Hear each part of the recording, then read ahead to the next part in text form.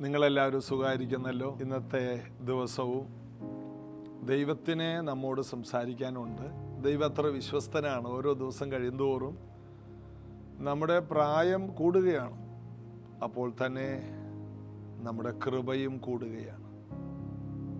നമ്മൾ ദൈവത്തോട് കൂടുതൽ അടുക്കുകയാണ്, ദൈവത്തിൻ്റെ നാടിനോട് അടുക്കുകയാണ്. ഭൂമിയോട് നമ്മൾ അകന്നും സ്വർഗത്തോട് നമ്മൾ അടുത്തും കൊണ്ടിരിക്കുന്നതാണ് പ്രായമാകുക എന്ന് ഒരു വിശ്വാസിക്ക് പറയാനുള്ള അഭിമാനം. എന്നാൽ ഈ ലോകത്തിൽ ജീവിക്കുന്നവർക്കോ പ്രായമാകുക എന്ന് പറഞ്ഞാൽ മരണത്തിനോട് അടുക്കുക, തീരുന്നു, ഈ ഭൂമിയോട് തീരുന്നു. അതുകൊണ്ട് രക്ഷിക്കപ്പെടാത്തവർക്ക് പ്രായമാകുക എന്ന് പറഞ്ഞാൽ ജീവിതം തീരുകയാണ്. എന്നാൽ രക്ഷിക്കപ്പെട്ടവർക്ക് പ്രായമാകുക എന്ന് പറഞ്ഞാൽ ജീവിതം തുടങ്ങുകയാണ്. എത്ര വലിയൊരു പദവിയാണത്! അതുകൊണ്ട് യേശുവിനെ കർത്താവും രക്ഷകനുമായിട്ട് സ്വീകരിക്കുന്ന ഒരു വ്യക്തിയുടെ ഹൃദയത്തിൽ വലിയ സമാധാനമാണ്, വലിയ സന്തോഷമാണ്. അതുകൊണ്ട് ഏത് കഷ്ടവും ഏത് വേദനയും സഹിക്കാനും എന്തും ചെയ്യാനും ദൈവം തന്നതെല്ലാം സന്തോഷത്തോടെ സ്വീകരിക്കാനും രക്ഷിക്കപ്പെട്ടവർക്ക് കഴിയും. കാരണം ഇനിയൊരു ജീവിതമുണ്ട്. ഒരിക്കലും ഒരു ആൾ ഡോക്ടറിൻ്റെ അടുത്ത് പോയി. ഡോക്ടറിൻ്റെ അടുത്ത് ചെന്ന് രാവിലെയാണ് പോയത്. ഡോക്ടറോട് പറഞ്ഞു, ഡോക്ടറെ എനിക്ക് പെട്ടെന്ന് പോകണം, ഞാൻ ചെന്നിട്ട് വേണം എൻ്റെ ഭാര്യയും ഞാനുമായിട്ട് ബ്രേക്ക്ഫാസ്റ്റ് കഴിക്കാൻ, പ്രഭാത ഭക്ഷണം കഴിക്കാൻ. ഡോക്ടർ പറഞ്ഞു, ഓ, നിങ്ങൾ അങ്ങനെ അത്രയും വളരെ സ്നേഹത്തിലാണല്ലേ. ഡോക്ടറെ, ഞങ്ങൾ തമ്മിൽ സ്നേഹമാണ്. അപ്പോൾ തന്നെ അവൾക്ക് ഓർമ്മയില്ല, അൽഷിമേഴ്സ് എന്ന രോഗമാണ്. അവൾക്ക് ഒന്നും മനസ്സിലാകില്ല, എന്നെ കണ്ടാലും മനസ്സിലാകില്ല. അപ്പോൾ ഡോക്ടർ പറഞ്ഞു, താങ്കളെ കണ്ടാൽ മനസ്സിലാവൂല്ലെങ്കിൽ താങ്കൾ എന്തിനാണ് ഇതിൻ്റെ പുറകെ നടക്കുന്നത്? ഒന്നും മനസ്സിലാവൂലല്ലോ. അതാരെങ്കിലുമൊക്കെ ഏൽപ്പിച്ചേക്കണം ചില കാര്യങ്ങളൊക്കെ.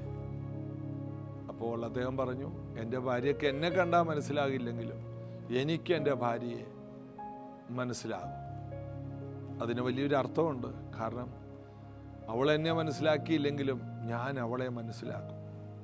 ഇത് തന്നെയാണ് കർത്താവും നമ്മളും തമ്മിലുള്ള ബന്ധത്തിൽ. നമ്മൾക്ക് പല കാര്യത്തിലും കർത്താവിനെ മനസ്സിലായിട്ടില്ല, കർത്താവിനെ ഒട്ടും നമ്മൾ മനസ്സിലാക്കിയിട്ടുമില്ല വേണ്ട രീതിയിൽ. കർത്താവിനെ നമ്മെ അറിയാം, നമ്മുടെ ഓരോ ചെറിയ ചലനങ്ങൾ അറിയാം, നമ്മുടെ ഓരോ ആവശ്യങ്ങൾ അറിയാം. അതുകൊണ്ട് വീണ്ടും ജനിച്ച രക്ഷിക്കപ്പെട്ട ഒരു ദൈവപൈതലിനെ 24 മണിക്കൂറും ഉറങ്ങാതെ മയങ്ങാതെ കൺമണി പോലെയാണ് കർത്താവ് കാക്കുന്നത്. ആ കർത്താവിനോട് നമ്മൾ വിശ്വസ്തരായിരിക്കണം. നമുക്ക് കർത്താവിനെ ഇതുവരെ മനസ്സിലായിട്ടില്ല. കർത്താവിന് നമ്മെ നന്നായിട്ട് മനസ്സിലാക്കാൻ കഴിഞ്ഞു. അതുകൊണ്ടാണ് അവൻ നമ്മെ പൂർണ്ണമായി രക്ഷിച്ചത്, പാപത്തിൽ നിന്ന് രക്ഷിച്ചത്. ഇത് കേൾക്കുന്ന ഓരോ വ്യക്തികളും, പ്രത്യേകിച്ച് രക്ഷിക്കപ്പെടാത്തവർ, യേശുവിനോട് ചേരാൻ സ്നാനപ്പെടാത്തവർ ഉണ്ടെങ്കിൽ ഈ സത്യം അറിഞ്ഞ് യേശുവിനോട് ചേർന്ന് ഒരു പുതിയ ജീവിതം ആരംഭിപ്പാൻ കർത്താവ് നിങ്ങൾക്ക് കൃപ തരട്ടെ. യേശുവിനെ ചേർന്ന് പാടി നമുക്ക് ആരാധിക്കാം. തുझे छोड़ मैं चल पड़ा, ढूंढने घर हर जगह, खोज में मैं खो गया, खुद को पहचाना सका, रहमत के दरिया में डुबाया मुझे, उससे सरिया बनाकर चलाया मुझे, रहमत के दरिया में डुबाया मुझे, उससे सरिया बनाकर चलाया मुझे। पापा पापा बेटा मैं तेरा, पापा पापा बेटा मैं तेरा।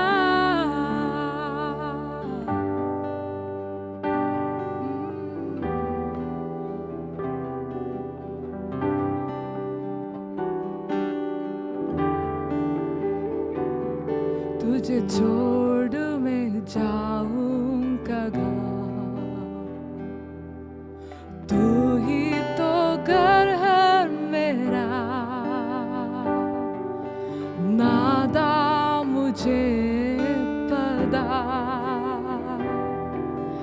बेटा मैं था ही तेरा, नजर तेरी कभी ना हटी, महफूज हूँ तेरी परछाई में, नजर तेरी कभी ना हटी, महफूज हूँ तेरी परछाई में। पापा पापा बेटा मैं तेरा, पापा पापा बेटा मैं तेरा, तेरी आंखों के पुतली हूँ पापा, मैं आंखों के पुतली हूँ पापा, तेरी आंखों के पुतली हूँ पापा, तेरी आंखों के पुतली हूँ पापा।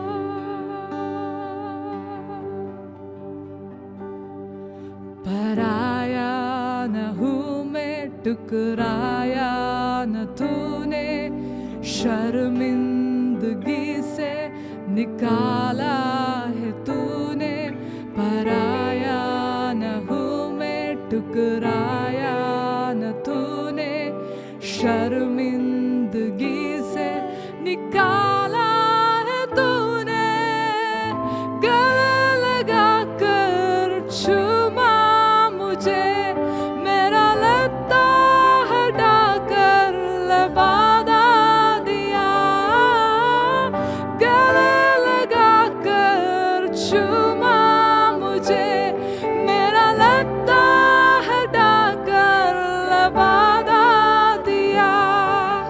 पापा पापा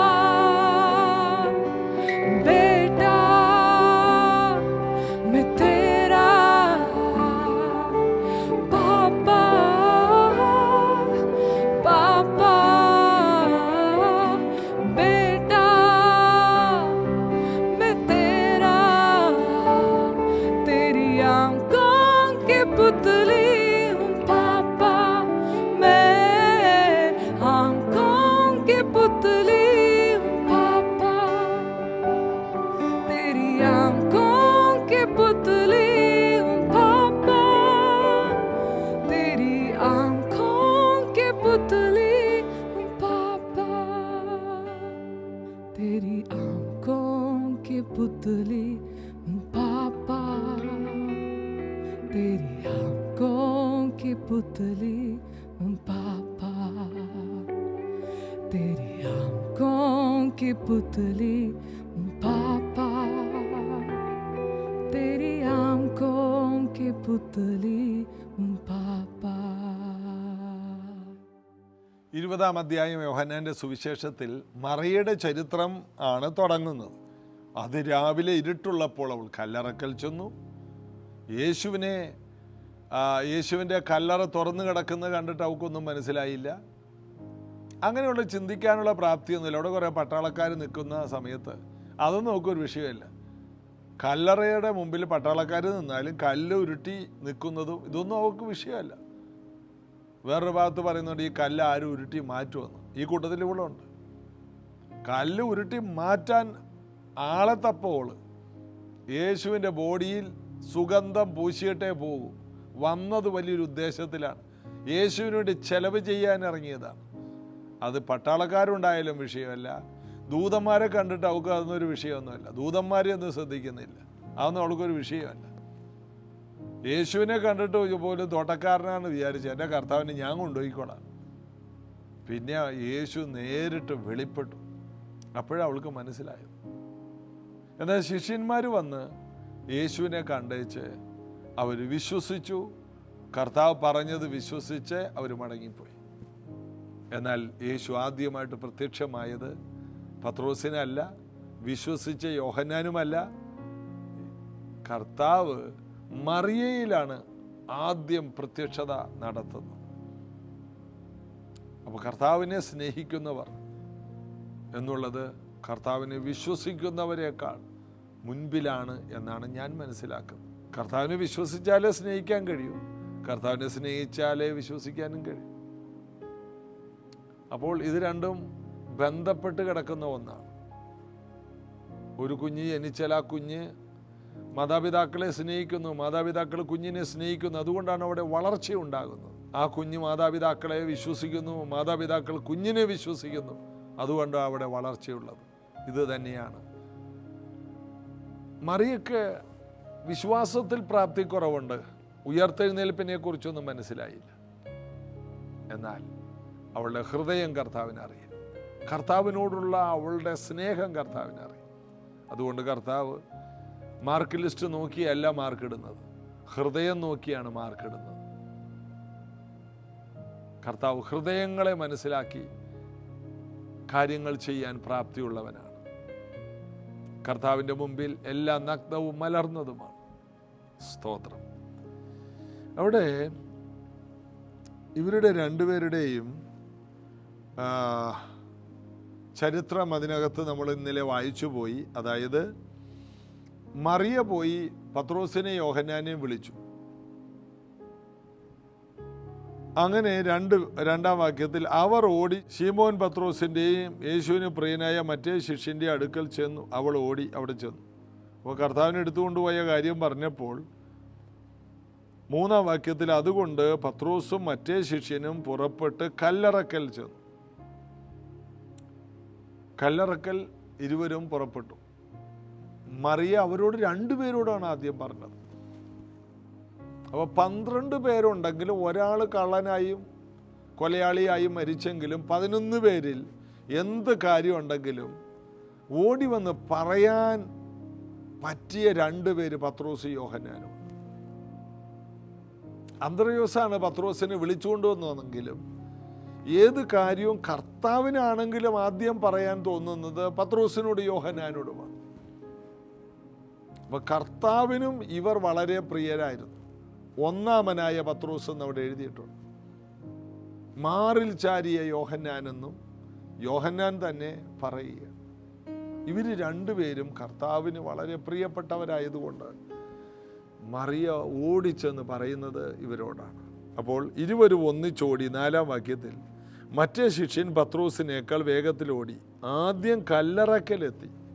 അപ്പം ചിലർ വേഗത്തിൽ ഓടി എത്തുമെങ്കിലും കല്ലറയ്ക്ക് അകത്ത് കയറാൻ ചിലപ്പോൾ കഴിയാതെ പോവും. അതാണ് യോഹന്നാൻ ഭയങ്കര വേഗത്തിൽ ഓടി കല്ലറക്കലെത്തി.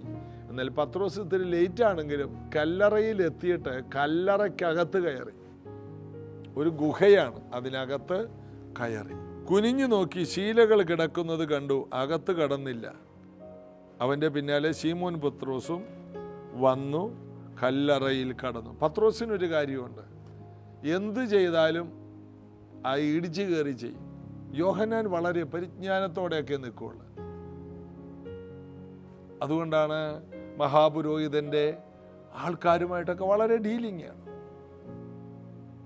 സമൂഹത്തിൽ വളരെയധികം ജ്ഞാനത്തോടെ വിവേകത്തോടെ കൈകാര്യം ചെയ്യാനൊക്കെ പക്വതയുള്ള ആളാണ് യോഹന്നാൻ. എന്നാൽ പത്രോസിനൊരു കാര്യമുണ്ട്, എന്ത് കാര്യവും അത് പെനട്രേറ്റ് ചെയ്ത് ഇടിച്ചു കയറും. യോഹന്നാൻ ആ കല്ലറ വരെയും ചെന്നു. പിന്നെ ഇവിടെ പടയാളികളെ നിർത്തിയിട്ടുണ്ടല്ലോ, അവരെന്തോർക്കും ഇവരെന്തോർക്കും മറ്റവരെന്തോർക്കും. ഞാൻ കഴിഞ്ഞ ദിവസം പറഞ്ഞതുപോലെ ഒരാൾ മലയാളിയായിട്ട് ജനിക്കുന്നു, 80 വയസ്സ് വരെയും ജീവിച്ചാൽ അവരെന്തോർക്കും ഇവരെന്തോർക്കും മറ്റുള്ളവരെന്തോർക്കും എന്ന് ഓർത്തോർത്ത് ഒരു മലയാളി മരിക്കുന്നു ഒന്നും ചെയ്യാതെ. അതിന് ഒരു ഉദാഹരണമാണ് യോഹന്നാൻ. ഓടി കല്ലറക്കൽ ചെന്നെങ്കിലും കുനിഞ്ഞു നോക്കിയെങ്കിലും അകത്ത് കടന്നില്ല. എന്നാൽ പത്രോസ് പുറകെയാണ് വന്നത്, ഇടിച്ചു കയറി. പത്രോസിൻ്റെ ജീവിതത്തിൻ്റെ പ്രത്യേകത എവിടെ ഇടിച്ചു കയറും. നമ്മൾ പലപ്പോഴും അതിനെ പരിജ്ഞാനമെന്ന് പറയും. എനിക്കറിയാവുന്ന പല ദൈവദാസന്മാരെ അറിയാം. പരിജ്ഞാനമെന്ന് പറഞ്ഞ് വളരെയധികം ഒന്നും ചെയ്യാതെ നിൽക്കും. ചിലരുണ്ട് എവിടെ ചെന്നാലും അവരിടിച്ചു കയറും. ഇടിച്ചു കയറുന്ന ആൾക്കാരുണ്ട്. എനിക്കറിയാവുന്ന ഒരു ദേവദാസൻ, ഞങ്ങളൊരിക്കൽ കുറേ ദൈവദാസന്മാർ ചേർന്ന് നൈജീരിയക്ക് പോയാണ്. അപ്പോൾ ആ നൈജീരിയ പോകുന്നതെല്ലാം കർത്താവ് വളരെയധികം ഉപയോഗിക്കുന്ന ദൈവദാസന്മാരൊരു നിരയാണ്. ഇതിൽ ഒരാളെ പോലും ഒന്ന് നേരിട്ട് കാണാൻ വലിയ ബുദ്ധിമുട്ടുള്ള ആൾക്കാരാണ്. 5000 പേർക്കധികം ആത്മാക്കളുള്ള സഭകളുടെ പാസ്റ്റർമാരൊക്കെ അതിനകത്തുണ്ട്, വലിയ പ്രോഫറ്റുമാരുണ്ട്. അങ്ങനെ ആ കൂട്ടത്തിൽ ഞാനും ഉണ്ട്. ഞങ്ങൾ ഒരുമിച്ച് ഇങ്ങനെ പോകാനായിട്ട് ഞങ്ങൾ ടിക്കറ്റ് ക്യൂവിൽ നിന്ന് ടിക്കറ്റ് എല്ലാം കൊടുത്തു, ലഗേജ് എല്ലാം അയച്ചു. അങ്ങനെ നിൽക്കുമ്പോൾ വേറൊരു ദേവദാസൻ അമേരിക്കയ്ക്ക് പോകാനായിട്ട് കൊച്ചിൻ എയർപോർട്ടിൽ ട്രോളിയൊക്കെ ലഗേജൊക്കെ ഉന്തിക്കൊണ്ട് വരികയാണ്. ഞങ്ങൾ കണ്ടപ്പോൾ ഓടി വന്നിട്ട് വേഗം അദ്ദേഹത്തിൻ്റെ കാര്യങ്ങൾ. അപ്പം ഞങ്ങൾ പറഞ്ഞു, നിങ്ങൾ ഇതെല്ലാം കയറ്റി വിടാൻ പറഞ്ഞു, ടിക്കറ്റ് എടുക്കാൻ പറഞ്ഞു. അങ്ങനെ ടിക്കറ്റിൻ്റെ ബോർഡിംഗ് പാസ്സൊക്കെ എടുത്തു കഴിഞ്ഞ് അദ്ദേഹം നേരെ ഓടി വന്നിട്ട്, വാ നമുക്ക് ഫോട്ടോ എടുക്കാം. ആ ഏരിയയിൽ ഫോട്ടോ എടുക്കാൻ പാടില്ല, ഇതൊന്നും ആർക്കും വിഷയമല്ല. ആ ഏരിയയിൽ ഫോട്ടോ എടുക്കാൻ പാടില്ല എന്നുള്ള കാര്യം കൊണ്ട് ഞങ്ങളൊന്നും ആ ഏരിയയിൽ ഫോട്ടോ എടുക്കാറില്ല. ഇദ്ദേഹത്തിന് ഇതൊന്നൊരു വിഷയമല്ല. ഇദ്ദേഹം അവിടെ നിൽക്കുന്ന എയർപോർട്ട് മാനേജറുടെ കയ്യിലോട്ട്, മാനേജറെ കൈയടിച്ചിങ്ങനെ വിളിച്ചു. എന്നിട്ട് പറഞ്ഞു, ഇങ്ങോട്ട് വന്നതെന്ന് പറഞ്ഞു. ഒരു ലേഡിയാണ്. എന്നിട്ട് പറഞ്ഞു, മൊബൈൽ ഓൺ ചെയ്ത് കൊടുത്തിട്ടുണ്ട്, ഞങ്ങളുടെ എല്ലാവരുടെയും ഫോട്ടോ എടുക്കാൻ പറഞ്ഞു. മാനേജർ വന്ന് ഞങ്ങളെല്ലാവരുടെയും ഫോട്ടോ, അപ്പോൾ ഇദ്ദേഹവും കൂടി ചേർന്ന് ഇദ്ദേഹത്തിൻ്റെ മൊബൈലിലാണ് ഫോട്ടോ എടുത്തു. ഫോട്ടോ എടുത്തു കഴിഞ്ഞിട്ട് പല പോസിലെടുക്കാൻ പറഞ്ഞു. അവിടെ നിന്ന് എടുക്ക്, ഇവിടെ നിന്ന് എടുക്ക്, ഇദ്ദേഹം കൽപ്പിക്കുകയാണ്. ഇതെല്ലാം കഴിഞ്ഞപ്പോൾ എയർപോർട്ട് മാനേജർ പറഞ്ഞു, ഈ ഏരിയയിലൊന്നും വീഡിയോയോ ഫോട്ടോ എടുക്കാൻ പാടില്ലെന്ന് എഴുതി വെച്ചിട്ടില്ലേ, എങ്കിലും ഞാൻ എടുത്തന്നേ ഉള്ളൂ. കാരണം അവർക്ക് ഈ വാക്കിൻ്റെ മുമ്പിൽ എടുക്കാതിരിക്കാൻ പറ്റിയില്ല. കൈകൊട്ടി വിളിച്ചിട്ട് പറഞ്ഞു, ഇങ്ങോട്ട് വന്നേ ഫോട്ടോ എടുക്ക്. ഇതാണ് പത്രോസ്, ഇടിച്ചു കയറുക. യോഹന്നാൻ ആ കല്ലറക്കൽ വന്ന് നിന്നു, അതോടെ തീർന്നു. ചില സ്ഥലം വരെ എത്തിയിട്ട് അവിടെ കിടന്ന് ഇങ്ങനെ കറങ്ങും. പത്രോസ് നേരെ ഇടിച്ച് അകത്തോട്ട് കയറി, കല്ലറയ്ക്ക് അകത്തോട്ട് കയറി. അതായത് എന്താണോ അതിൻ്റെ പൂർണ്ണതയിൽ ആ കാര്യം അവിടെ നടപ്പിലാക്കാൻ പത്രോസ് ടൈപ്പ് ആൾക്കാരുണ്ട്. ഞാൻ ഈ പറഞ്ഞ ദൈവദാസൻ അത് കഴിഞ്ഞിട്ട് ഭക്ഷണം കഴിക്കുന്ന ലോഞ്ചിലോട്ട് വന്നു. എല്ലാവരും ഭക്ഷണം കഴിച്ചുകൊണ്ടിരിക്കുന്നതിൻ്റെ ഇടയിൽ ഈ ദൈവദാസന്മാരുടെ എല്ലാം മുമ്പിൽ വന്ന് മുട്ടുകുത്തി. എന്നിട്ട് അവരെല്ലാം കൈവച്ച് പ്രാർത്ഥിച്ചു. ഏറ്റൊടുവിൽ അവിടുന്ന് ഈ ഞങ്ങളുടെ കൂട്ടത്തിലുള്ളൊരു പ്രോഫറ്റിനെ വിളിച്ച് ഈ ലോഞ്ചിൽ ഒരു സ്ഥലത്ത് പ്രാർത്ഥിക്കാൻ നിന്നു. അവിടെ തെറിച്ച് വീണു, അവിടെ കിടന്ന് ഉരുണ്ടു. അവിടെയുള്ളവരെല്ലാം നോക്കി. ഇതൊന്നും അവർക്ക് അദ്ദേഹത്തിനൊരു വിഷയമല്ല. അദ്ദേഹത്തിന് ഒറ്റ കാര്യമുള്ളൂ, യേശുവിന് വേണ്ടി പ്രയോജനപ്പെടണം, ഇടിച്ചു കയറണം. അപ്പോൾ ഈ സാഹചര്യങ്ങൾ നോക്കി, അവിടെ നോക്കി, ഇവിടെ നോക്കി, പരിജ്ഞാനം എന്ന് പറഞ്ഞ് പല കാര്യങ്ങളിൽ ഇടിച്ചു കയറാൻ കഴിയാത്തത് മലയാളികൾക്കുള്ള ഏറ്റവും വലിയൊരു പ്രശ്നമാണ്. എന്നാൽ മലയാളികളുടെ ഇടയിലും ഇടിച്ചു കയറുന്ന ആൾക്കാരുണ്ട്. അതുകൊണ്ട് ഈ മുമ്പന്മാർ പിമ്പന്മാരും പിമ്പന്മാർ മുമ്പന്മാരും ആകും എന്ന് കർത്താവ് പറഞ്ഞില്ലേ. അപ്പോൾ അതിനകത്ത് പത്രോസ് പുറകിലാണ്. അന്ത്രയോസാണ് ആദ്യം വന്നത്. എന്നാൽ പത്രോസ് മുമ്പനായി. എന്താ കാരണം? എല്ലാവരെ പോലെ മറ്റുള്ളവരെ ഓർപ്പിച്ചൊന്നും നിൽക്കുന്ന കാര്യമൊന്നുമില്ല. അബദ്ധമാണെങ്കിലും വിളിച്ചു പറയും, പൊട്ടത്തരമാണെങ്കിലും പറയും. ആര് തള്ളിയാലും ഞാൻ നിന്നെ തള്ളിക്കളയില്ല കർത്താവേ.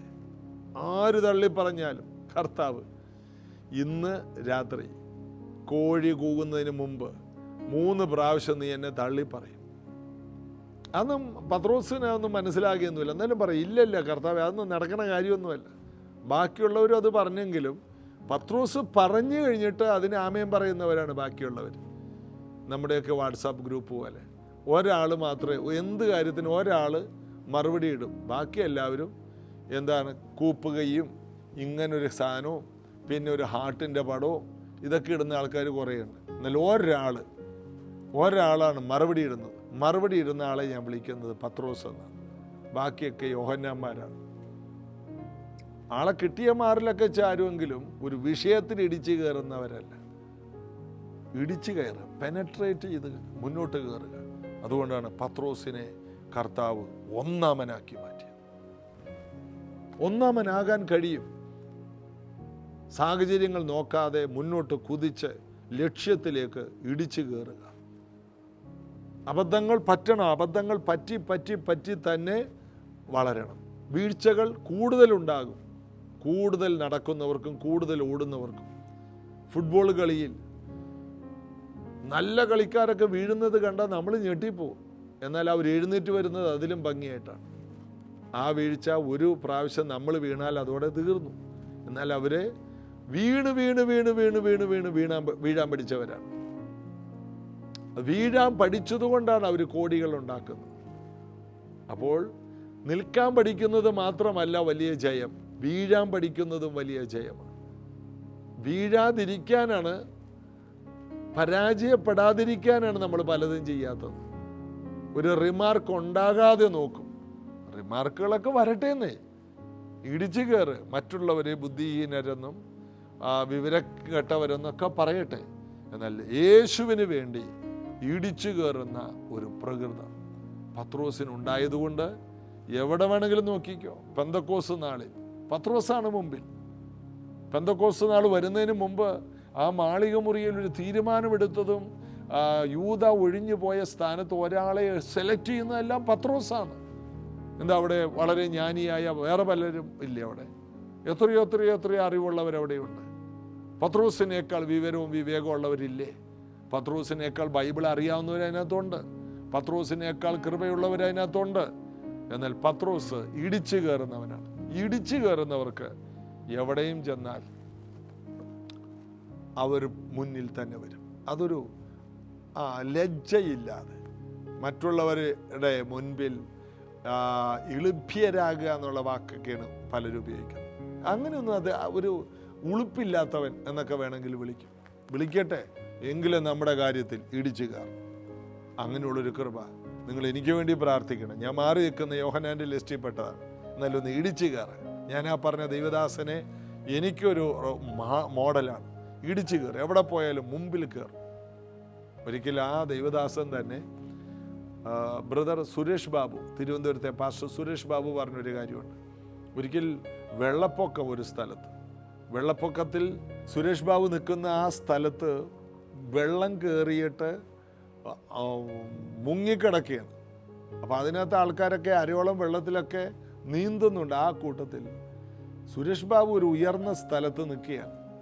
ആ സമയത്ത് ഇദ്ദേഹം നീന്തി ചെന്നിട്ട്, നീന്താൻ അറിയാം ഈ ദേവദാസൻ, നീന്തി ചെന്നിട്ട് പാസ്റ്റർ സുരേഷ് ബാബു എനിക്ക് എൻ്റെ ചർച്ചിലോട്ട് ഒരു ഡേറ്റ് തരുമോ?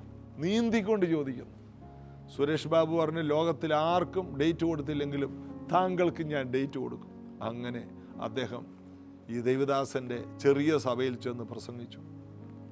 ആർക്കും ഡേറ്റ് കൊടുക്കാത്ത ആളാണ് ബ്രദർ സുരേഷ് ബാബു. കേരളത്തിൽ ആർക്കും ഡേറ്റ് ഇല്ല എന്നാണ് പറഞ്ഞിരിക്കുന്നത്.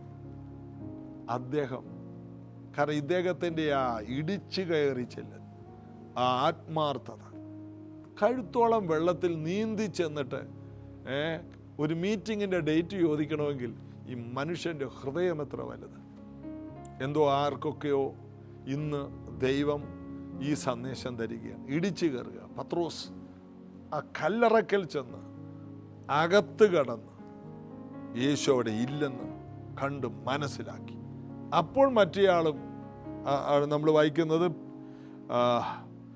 അവൻ്റെ പിന്നാലെ ശീമോൻ പത്രോസ് വന്ന് കല്ലറയിൽ കിടന്നു.